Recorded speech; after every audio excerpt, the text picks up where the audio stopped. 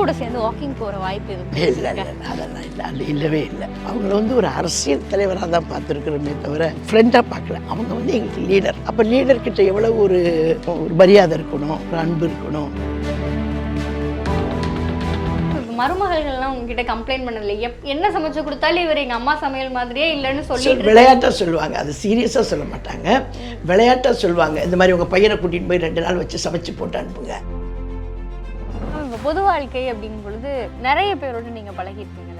ஆனாலுமே வந்து ரொம்ப மனம் விட்டு பேசக்கூடியவங்க அப்படின்னு சொல்லி யாரும் இருக்கா? என்னுடைய கணவர்கிட்ட தான்மா பேசுவேன் நான். ஏன்னா எனக்கு நட்பு வட்டாரங்கள்ன்றது கொஞ்சம் குறைச்சல் தான். எத்தனை வயசு? தப்பான கேள்வி கேட்குறீங்க பாருங்க நீங்கள். தப்பான கேள்வி. இது வரைக்கும் நீங்கள் கேட்ட கேள்விக்கெல்லாம் நான் பதில் சொன்னேன். நான் வந்து நான் எப்படி எல்லாரும் என்னை பார்த்துட்டு இருக்காங்க, நீங்கள் இப்படி சொல்லிட்டீங்கன்னா அப்புறம் என்ன இந்த கேள்விக்கு மட்டும் நான் பதில் சொல்ல மாட்டேன். நான்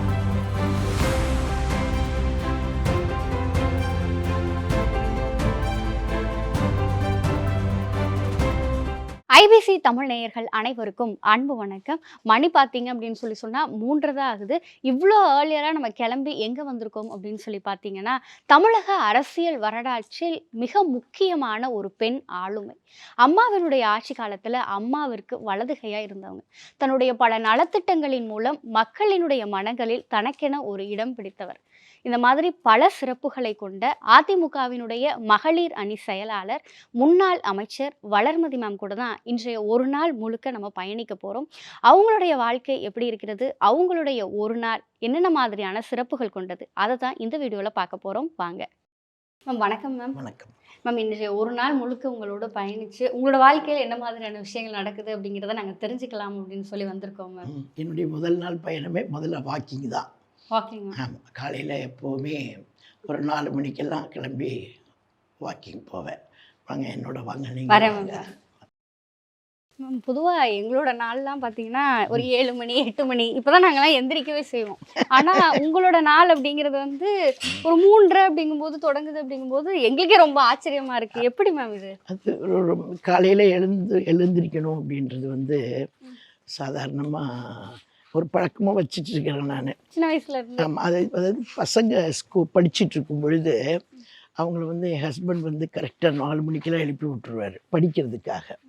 அப்போ அப்படி படிக்கணுன்றதுக்காக என்னுடைய பசங்களை எழுப்பி விட்டும்போது நானும் அதே டைம் அப்படி எழுந்து அப்படி பழகிட்டேன். வாக்கிங் போகிறது அப்படிங்கிறது எந்த அளவுக்கு மேம் உங்களுக்கு ரெஃப்ரெஷிங்காக இருக்கும்? இல்லை, காலையில் எழுந்து நடக்கிறதுன்றது ஒரு பெரிய ஒரு மனசுக்கு வந்து ஒரு உற்சாகமாக இருக்கும், ஒரு தெம்பாக இருக்கும். அன்னைக்கு நாள் முழுக்க நம்ம எந்த வேலையும் சுறுசுறுப்பாக செஞ்சுட்டே இருக்கலாம். அந்த மாதிரி ஒரு ஃபீலிங்கை வந்து மனசுக்குள்ளே நான் வளர்த்துக்கிட்டேன். இன்னைக்கு வாக்கிங் போனால் எந்த பிரச்சனையும் இல்லைன்னு.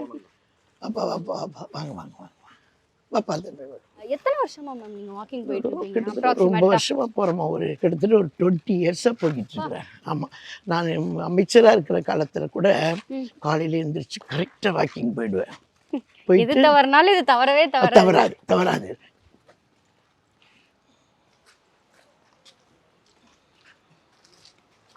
பொதுவா ஒரு நல்ல சைன்னு சொல்லுவாங்க, பசுமாடு வந்து கண்ணுக்குட்டியோட போறது அப்படிங்கிறது. இன்னைக்கு காலையில நீங்க வந்திருக்கிறது எங்களுக்கு ஒரு நல்ல அமைப்பா தான். எங்களுக்குமே வந்து இன்னைக்கு உங்க கூட ஒரு நாள் முழுக்க பயணிக்கிறோம் அப்படிங்கிறது வந்து இது நல்ல ஒரு சைனா இருக்கு. ஆமாம். பொதுவாக வாக்கிங் அப்படிங்கும்போது இன்னைக்கு நிறைய பேர் வந்து உங்க கூட ஜாயின் ஆயிட்டாங்க. ஒவ்வொருத்தரா நம்ம பார்க்க முடியுது. ஸோ நீங்களாம் எத்தனை வருஷமா சார் மேமோட? 25 இயர்ஸா? நல்லா இருக்கீங்களா? இன்னைக்கு உங்க கூட வந்து இந்த ஒரு நாள் பயணிக்கிறதுக்காக தான் நாங்க வந்து காலை சீக்கிரமே எந்திரிச்சிட்டோம். அலாரம். ஆச்சரியம். நான் என்ன நினைச்சிட்டு இருந்தேன், என்னுடைய சன் சொன்னாரு இந்த மாதிரி வந்துருவாங்கன்னு. உடனே நான் சொன்னேன், நான் தான் எந்திரிக்கிறேன்னா மீதி பேர் எப்படிப்பா எந்திரிப்பாங்க அப்படின்னு சொல்லி லேட்டாக தான் ஆகும்னு சொல்லிட்டு இருந்தேன். ஆனால் கரெக்டாக பஞ்சுவலாக வந்துட்டீங்க. அப்போ இந்த கேகே நகர் ரோட்டில் வந்து எப்போ ஒரு 3:30 to 4:30 இந்த டைமிங்கில் வந்தாலும் உங்களை மீட் பண்ணலாம். நம்ம 4 மணிலேருந்து 5 மணிக்குள்ளே மீட் பண்ணலாம். எங்கள் டைம் கரெக்டாக 5 இல்லைன்னா ஒரு 5:15 அந்த மாதிரி முடிச்சிடுவோம். கண்டிப்பாக அந்த டைமில் வந்து நாங்கள் யாராவது பார்க்குறவங்க பேசுகிறவங்க கடைசி இங்கே ஒரு பாயிண்ட் வச்சுருப்போம். அங்கே போய் உட்காந்து கொஞ்சம் நேரம் நடந்து கொஞ்சம் ரிலாக்ஸ் பண்ணிவிட்டு கொஞ்சம் நேரம் சும்மா ஏதாவது பொலிட்டிக்கலாக ஏதாவது பேசிகிட்டு இருப்போம். இல்லைன்னா இந்த ஊரை பற்றி இந்த மாதிரி டெவலப்மெண்ட் இப்படி ஏதாவது பற்றி ஏதாவது பேசிகிட்டு இருப்போம். ஜென்ரலாக ஒரு அந்த மாதிரி பேசிட்டு ஒரு 15 மினிட்ஸ் உட்காந்துட்டு போயிடுவோம் நாங்கள். கண்டிப்பாக. இதான் ரொட்டீனாக வச்சுட்ருக்குறோம். கண்டிப்பா மேம். இப்போ பொதுவாக நீங்கள் ஆட்சியில் இருந்தீங்கல்ல, அப்போ வந்து அவ்வளோ பிஸி ஷெடியூல்லையுமே வந்து நான் வாக்கிங் போகிறதுக்கு மட்டும் தவறவே மாட்டேன் அப்படிங்கிற ஒரு விஷயத்த சொன்னீங்க. அப்போ மக்கள் உங்களை பார்த்து இந்த இடத்துல இந்த மாதிரி பிரச்சனை இருக்கு அந்த மாதிரிலாம் நிறைய சொல்லியிருக்காங்க. அதாவது இப்போ ஒரு உதாரணத்துக்கு இப்போ நான் குடியிருக்கிற பகுதி இருக்குது பாருங்கள், அது வந்து ஹவுசிங் போர்டு அலாட்மெண்ட்டு. அந்த பகுதியில் வந்து பட்டான்றது கிடையவே கிடையாது. சேல் டீடு கொடுத்துருக்காங்களே தவிர அந்த இடத்துக்குரிய பட்டா இருந்தால் தான் சேல் பண்ண முடியும். ஒரு அவசரத்துக்கோ இல்லை ஒரு திருமணத்துக்கோ இல்லை ஏதோ ஒரு சேல் பண்ண முடியும். அது மாதிரி பட்டாவை வந்து கொடுக்கல. என்னப்பா பண்ணிட்டுருக்கீங்க, அங்கே பெருக்குனீங்களா, அங்கே பெருக்கி விடுங்க. அவங்க வந்து என்ன பண்ணாங்க, எங்கிட்ட வந்து ரெப்ரசன்ட் பண்ணாங்க. இப்படி வாக் பண்ணிட்டு இருக்கும்போது எங்களுக்கு அது வரைக்குமே தெரியாது இந்த மாதிரி ஒரு பட்டா பிரச்சனை இருக்குன்றதே எனக்கே தெரியாது. நான் அதே இடத்துல தான் குடியிருக்கிறேன், 45 வருஷமாக அதே இடத்துல தான் இருக்கேன், எனக்கு தெரியாது. அப்புறம் இவங்க சொன்னதுக்கு பிறகு நான் என்ன பண்ணேன், அப்போது வந்து வருவாய்த்துறை அமைச்சராக இருந்தார் தலவாய் சுந்தரம் அண்ணன். அவரை வந்து கூட்டிகிட்டு வந்து இந்த ஏரியாவெல்லாம் காட்டி இந்த மாதிரி இவங்களுக்கெல்லாம் பட்டா கொடுக்கணும், அந்த இருக்கக்கூடிய பப்ளிக்கு வந்து பட்டா கொடுத்தாங்க. எல்லாருக்குமே அந்த பகுதியில் வசிக்கக்கூடியவங்களுக்கு எல்லாமே பட்டா கொடுத்தாங்க. நீங்கள் வாக்கிங்க்கு முன்னாடி எதுவும் சாப்பிடுவீங்க? இல்லைம்மா, நான் வந்து இந்த ஆவாரம்பூ இருக்கு இல்லைங்களா, ஆவாரம்பூ, அந்த ஆவாரம்பூ வந்து ராத்திரியே வந்து தண்ணியில் கொதிக்க வச்சுருவோம். கொதிக்க வச்சு மூடி வச்சுருவோம். காலையில் வந்து வரும் பொழுது நான் இந்த எம்டி ஸ்டமக்கில் தண்ணி குடிச்சிட்டு அந்த எல்லாம் ப்ரெஷ் பண்ணிட்டு எல்லாம் முடிச்சுட்டு வாக்கிங் கிளம்பும் பொழுது அந்த ஆவாரம்பூ தண்ணி, அந்த கொதிக்க வச்ச தண்ணியை குடிச்சிட்டு தான் கிளம்புவேன். ஒரு 10 நிமிஷமாக தான் நடந்திருப்போம், எனக்கு கால் வலி. எனக்கு இன்னைக்கு நடந்ததே வந்து நடக்கிறம்மா, இன்றைக்கி நாங்கள் இவ்வளவு ரொம்ப ஸ்லோவாக நடக்க மாட்டோம், இன்னும் கொஞ்சம் ஸ்பீடாக. நான் வந்திருக்கேன். ஆமாம், நீங்கள் வந்திருக்கிறதுனால தான் நான் இப்போ கொஞ்சம் இவ்வளோ ஸ்லோவாக, இல்லைன்னா இந்நேரம் அங்கே போயிருப்போம். நாங்கள் ரொம்ப வேகம். அந்த ரோட்டில் வந்து 2-3 மரம் இருக்குது, அது நாகலிங்க பூ மரம். அந்த மரத்தில் போய் பூ பறிப்போம்.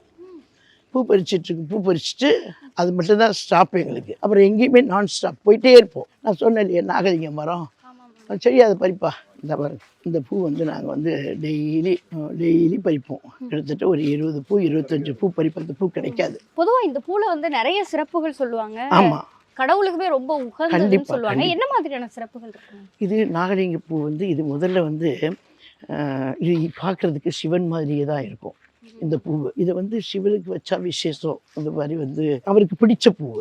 அதே மாதிரி பெருமாளுக்கு வைக்கிறாங்க. அதாவது அவருடைய படுக்கையே வந்து இந்த படுக்கை தானே, நாகலிங்க பூ படுக்கை தான் பெருமாள். பெருமாள் அவர் நாகரில் தானே இருக்கிறாரு, படுத்திருக்கிற குளத்தில் இருப்பார். அப்போ அவருக்கு வந்து படுக்கையே வந்து இது தானே, ஒரு 2 சுத்து 3 சுத்து தானே சுற்றி தானே அவர் படுத்திருப்பார்.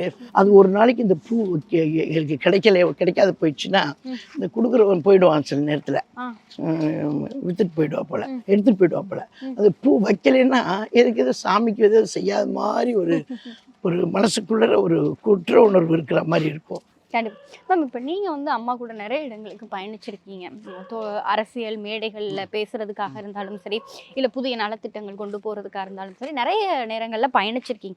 அம்மா கூட சேர்ந்து வாக்கிங் போகிற வாய்ப்பு எதுவும்? இல்லை, அதெல்லாம் இல்லை, அது இல்லவே இல்லை. ஏன்னா அந்த மாதிரி வாய்ப்புகள்லாம் வரல. நாங்கள் அவங்கள வந்து ஒரு அரசியல் தலைவராக தான் பார்த்துருக்குறோமே தவிர இந்த மாதிரி ஒரு ஃப்ரெண்டாக பார்க்கல.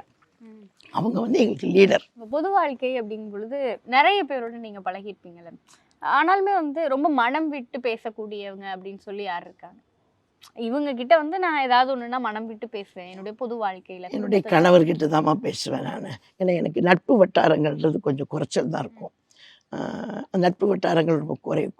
கட்சி தானே எங்களுக்கு, அரசியல் தானே எங்களுக்கு. பார்த்து எம்ஜிஆர், அம்மா, இப்போ அண்ணன் எடப்பாடியார். வாக்கிங் முடிச்சுட்டு கொஞ்சம் நேரம் ரிலாக்ஸாக ஃப்ரெண்ட்ஸ் அவங்க கூட எல்லாம் பேசுவேன்னு சொன்னீங்க. ஸோ நீங்கள் பேசிகிட்டு இருங்க, நாங்கள் அடுத்து உங்களை வந்து வீட்டில் வந்து சந்திக்கிறோம். ஓகே, வணக்கம்.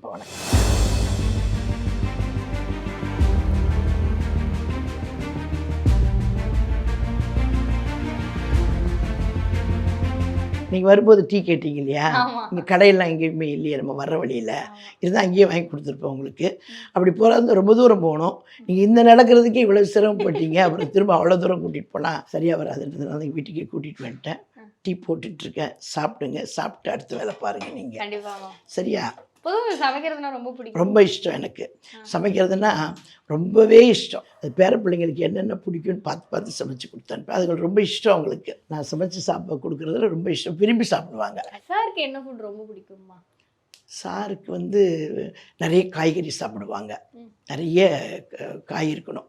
ஒரு கொஞ்சமாக சாதம் சாப்பிடுவாங்க. கிட்டத்தட்ட ஒரு 4 வகை பொரியல் இருக்கணும், ஒரு ரைத்தா மாதிரி இருக்கணும், இல்லை 3 காய் இருக்கணும். ஆனால் சாதம் கொஞ்சம் தான் இருக்கணும். ஒரு குழம்பே இல்லைன்னா கூட பரவாயில்ல, தயிர் போட்டு சாப்பிட்டுக்குவாங்க. ஆனால் அவங்களுக்கு சைட் டிஷ்ஷாக வந்து நிறைய காய் வேணும். அதுக்காக அவங்களுக்காக காலையில் போய் என்னென்ன காய் இன்றைக்கி செஞ்சதை நாளைக்கு செய்யக்கூடாது, அந்த மாதிரி பார்த்து பார்த்து வாங்கிட்டு வருவேன். வாங்கிட்டு வந்து சமைச்சு நீங்களே காய் வாங்குறதுக்கும் போயிடுவேன். நானே போயிடுவேன். இல்லைன்னா இப்போ நம்ம இவங்ககிட்ட கொடுத்து விட்டோம்னா ஒரே காயை திருப்பி வாங்கிட்டு வந்துடுவாங்க. இப்போ இன்றைக்கி செஞ்சதையே நாளைக்கு செய்கிறதுக்கு வாங்கிட்டு வந்துடுவாங்க. நமக்கு தெரியும் இல்லையா, இது நேற்றுக்கு சமைச்சது, அதனால் வந்து இது இன்றைக்கி வேண்டாம். அந்த மாதிரி நான் போய் வாங்கிட்டு வருவேன். பக்கத்தில் தானே கடை. எங்கள் சின்ன தம்பி சொல்லுவார் எப்போவுமே, எங்கள் சின்ன சன்னு ஏதாவது பண்ணோம்னா இது அம்மா பண்ணால் தான் நல்லாயிருக்கும், இது அம்மா எது என்ன செஞ்சாலும் சரி நல்லா இல்லை. அவியல் ரொம்ப பிரியமாக சாப்பிடுவார் எங்கள் சின்ன சன்னு. பெரிய சன்னும் அவியல் நல்லா சாப்பிடுவாங்க. மருமகள்லாம் உங்ககிட்ட கம்ப்ளைண்ட் பண்ணல, என்ன சமைச்சு கொடுத்தாலும் இவர் எங்கள் அம்மா சமையல் மாதிரியே இல்லைன்னு சொல்லி விளையாட்டாக சொல்லுவாங்க, அது சீரியஸாக சொல்ல மாட்டாங்க. சூப்பராக இருக்கு மேம். தேங்க்யூமா. ஜெனரலாக நான் வந்து டீ காஃபி பெருசாக குடிக்கவே மாட்டேன், அப்படியா? ஆனால் டீ சூப்பராக இருக்கு. சரி.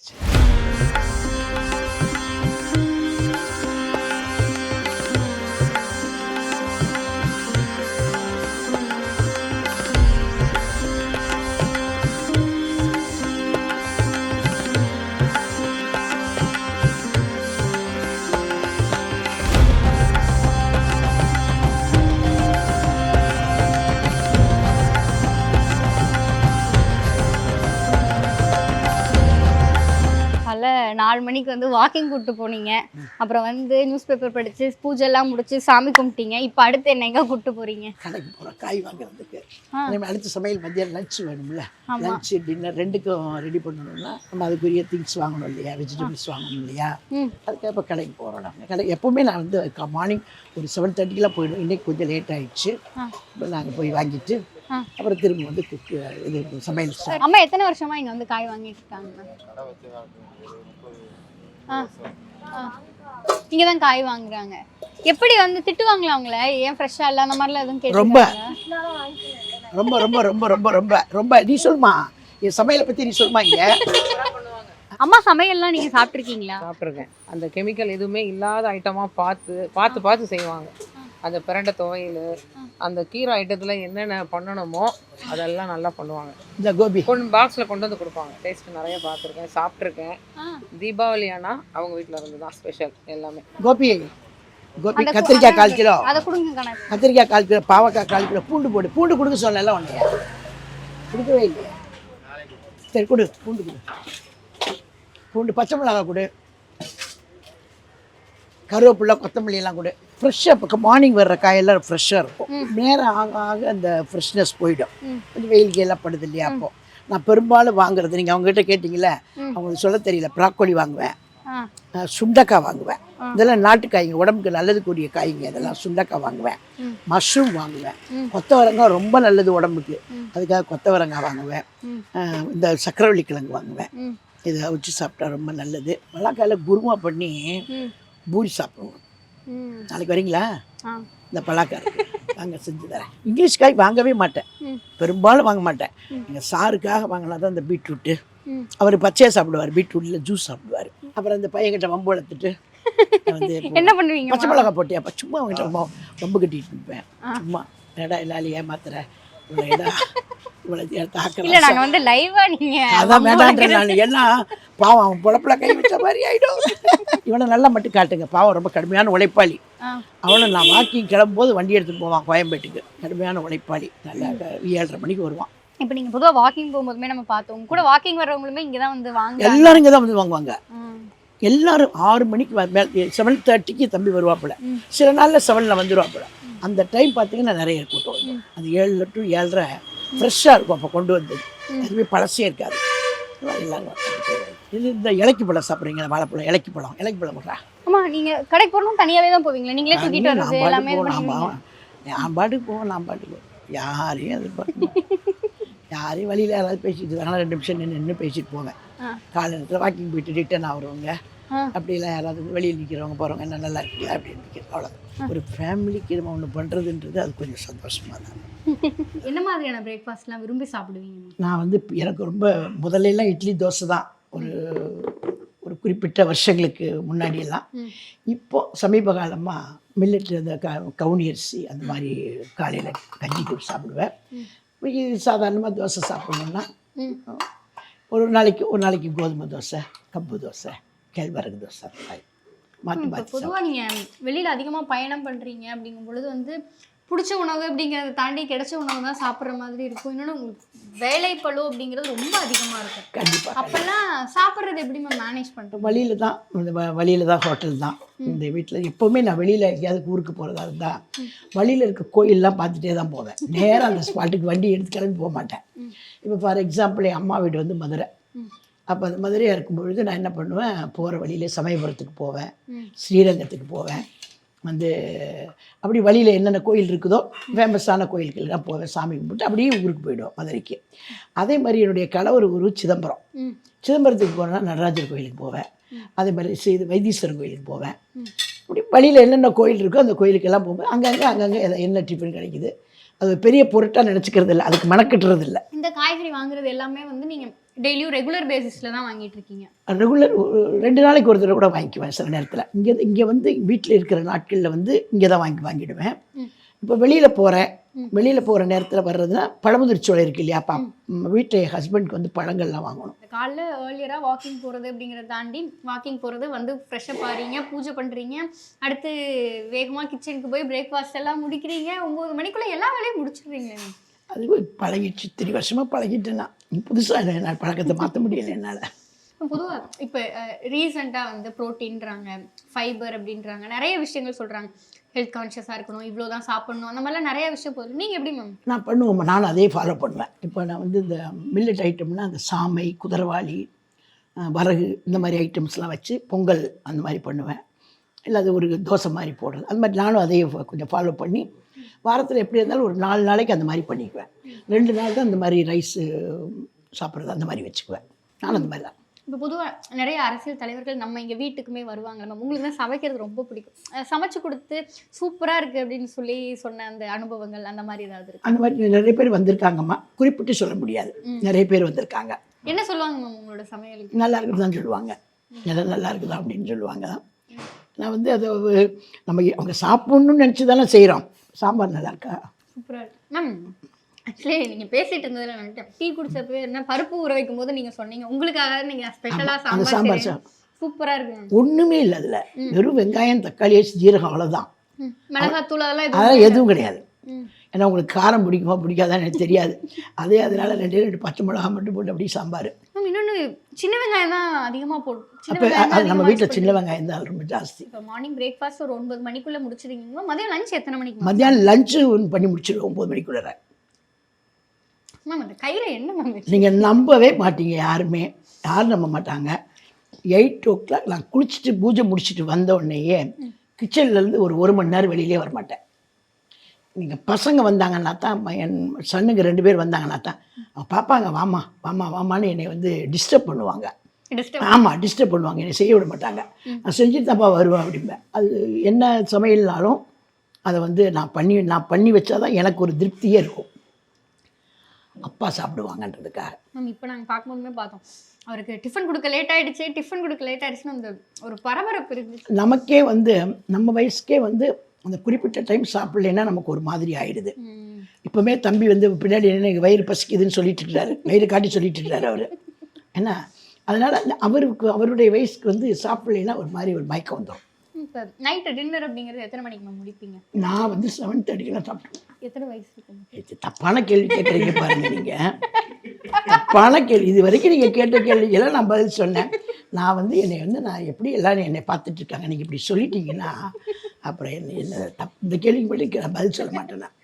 பெண்கள் கிட்ட வயசு கேட்க அதான் சில பேர் ஒல்லியாக இருப்பாங்க, சின்ன வயசு மாதிரி தெரியும், அதான் உங்களை மாதிரி கிட்டத்தட்ட ஒரு 45 வயசு 50 வயசு இருக்கும் உங்களுக்கு தெரியாம வயசு. இது உடல் வாகுப்பாது, உடல் அமைப்பு. சில பேர் பாரம்பரியமாக அப்பா அப்படி இருப்பாங்க, தாத்தா அப்படி இருப்பாங்க, அதே வெளியில் பிள்ளைங்க இருப்பாங்க. அந்த மாதிரி என் பெரிய சன்னை பார்த்தீங்கன்னா என் பையனே சொல்ல மாட்டாங்க, என் சின்ன சன்னை பார்த்தா மட்டும்தான் என் பையன் சொல்லுவாங்க. ஏன்னா இவன் என்ன மாதிரியே இருப்பான்.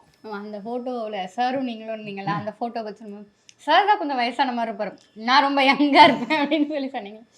மேம் அந்த முகத்துல வந்து உங்களுக்கு வயது அப்படிங்கறத நான் கேட்கல, முகத்துல இன்னும் அந்த இளமை அப்படிங்கிற ஒரு விஷயத்தையும் துரு துருன்னு ஓடுறது அப்படிங்கிறது வந்து அது பெரிய விஷயம். அதுக்கு ஒரே காரணம் மனதளவில் நம்ம சந்தோஷமாக வச்சுக்கணும். மனசளவில் இன்னைக்கு பொழுதுல நம்ம ஹாப்பியாக இருக்கோம், நம்ம பிள்ளைங்களாம் வந்துட்டு போயிருக்காங்க, வீட்டில் சாப்பிட்டு போயிருக்காங்க, நம்மளோட ஸ்பெண்ட் பண்ணியிருக்காங்க அப்படின்ற மாதிரி ஒரு மனதளவில் நம்ம ஹாப்பியாக இருக்கோம். அதுதான் இதுக்கெல்லாம் காரணம். மனதளவில் கொஞ்சம் சோர்வு வரும் பொழுது நமக்கு அந்த சுறுசுறுப்பு வராது. நம்ம இப்போ குட்டீஸ்ங்களாம் இருக்காங்கல்ல, இப்போ கல்ச்சரே வந்து இந்த ஜங்க் ஃபுட் சாப்பிட்றது அப்படிங்கிற மாதிரி பேரம் பேத்தி அந்த மாதிரிலாம் ஏதாவது கேட்டு ஏதாவது வாங்கி தரீங்க? எங்கிட்ட கேட்க மாட்டாங்க. நான் வந்து அப்படிலாம் கிடையாது, நானே செஞ்சு கொடுப்பேன். ஜங்க் ஃபுட்டும் நீங்கள் செய்வீங்க? ஆமாம், என்னால் முடிஞ்சது தெரிஞ்ச வரைக்கும் நான் செஞ்சு கொடுப்பேன். அவங்க அம்மாக்கெல்லாம் தெரிஞ்சு இங்கே வந்துட்டாங்கன்னா அவங்களும் சேர்த்து செஞ்சு கொடுப்பாங்க. நம்ம வந்து அதில் வந்து கெமிக்கல்லாம் இல்லைன்னு தான் கலக்கிறது. நம்ம இயற்கையான முறையில் தானே நம்ம பண்ணிகிட்ருக்குறோம். அதனால் வந்து பெரும்பாலும் பசங்க அப்படி விரும்ப மாட்டாங்க. இங்கே வந்தால் என் கையால் சாப்பிடணும்னு தான் நினைப்பாங்க. சமைக்கிறதுக்கு தேவையான இந்த காய்கறிகள் வாங்குறது அப்படிங்கிறது நீங்கள் ஒரு பிக் பியாக இருக்கீங்க, ஒரு பெரிய ஒரு வெல் செலிப்ரேட்டட் பொலிட்டீஷியனாக இருக்கீங்க அப்படிங்கும்போது ஆள் வச்சு வாங்கிக்கலாம், இல்லை யாரையாவது அனுப்பிச்சு வாங்கிக்கலாம். இப்போ நிறைய ஆன்லைன் ஷாப்பிங் இருக்குது, எல்லாமே இருக்குது. ஆனால் அதை நீங்களே போய் பார்த்து வாங்கிட்டு வரீங்க அப்படிங்கும்போது நாங்கள் சார்கிட்ட பேசும்போதும் சார் சொன்னாங்க, நான் இதுவரையும் வந்து மளிகை ஜாமான்லாம் வாங்கினதில்ல, எல்லாமே அவங்க பார்த்துப்பாங்க அப்படிங்கிற அந்த ஒரு விஷயத்த சொன்னாங்க. நமக்கு தான் அளவு தெரியும். இப்போ 2 பேர் இருக்கிறோன்னா 2 பேருக்கு இவ்வளோ தான் சமைக்கணும், வெண்டைக்காய் என்ன உடச்சி பார்க்கணும், இது என்ன அமைக்கி பார்க்கணும், இப்படியெல்லாம் போகணும் பார்த்து பார்த்து பழக்கம் இருக்கு இல்லையா எவ்வளோ காலமாக. அதனால் நானே போய் மாற்றி நாட்டு காய்கள் தான் நம்ம வீட்டில் யூஸ் பண்ணுறதே, நாட்டு காய்கள் தான். வேர்க்கடலை ஒரு அம்மா வச்சுட்டு இருந்தாங்க. அந்த அம்மாட்ட போய் வேர்க்கடலை கேட்டேன். அந்த அம்மா முகத்தை பார்த்துட்டாங்க என்னைய. அந்த அம்மா படம் போட்டு செயின் போட்டு போய் எங்கே போனாலும் அது தெரியுமே எங்கம்மா அப்படின்னு கேட்டாங்க. எனக்கு தூக்கி வாரி போட்டுடுச்சு. அப்புறம் பார்த்தா அந்த சேலை மடிப்பில் இருந்தது.